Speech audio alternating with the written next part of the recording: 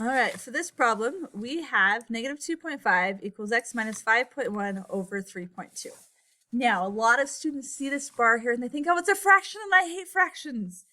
It's a divide sign. How do you know if it's a fraction or a divide sign? Which one's more convenient to think about it? All fraction bars are divide signs. If you like dividing better than fractions, think of it as a divide sign. So because we are dividing, the opposite of divide is times. Now, the x's, we want to get the x by itself, but everything is being divided. So we've got to deal with the divide sign first. So I'm going to go ahead and I'm going to times by 3.2 on both sides. So I times by 3.2 here, and I times by 3.2 here. Now when I times by 3.2 on both sides, I get negative 2.5 times 3.2 is negative 8. Well, that worked out nice. On this side, my 3.2's cancel out. And I'm just left with x minus 5.1. Got my fence going. Now I'm minusing 5.1 here. Well, what's the opposite of minus? The opposite of minus is plus. So I'm going to plus now the 5.1. And I'm going to plus the 5.1 here. So I take my calculator and I type in negative 8 plus 5.1, which gives me negative 2.9. Negative 2.9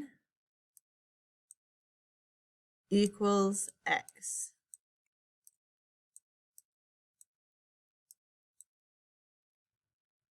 And there we go. You can check it by taking the negative 2.9 and plugging in. So I picked up my calculator and I type in negative 2.9 minus 5.1. I hit enter then. After I hit enter, I type in divide 3.2. And I get negative 2.5.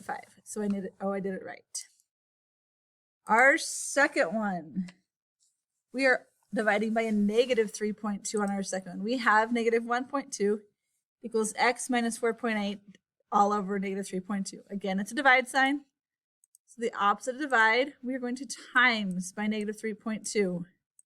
And even though there's a negative there, we're not going to add it because it's a divide. The opposite of dividing is timesing. So I times both sides by negative 3.2. As I times both sides by negative 3.2, 3.2's on this side go away. On the left side, negative 1.2 times negative 3.2 gives me 3.84.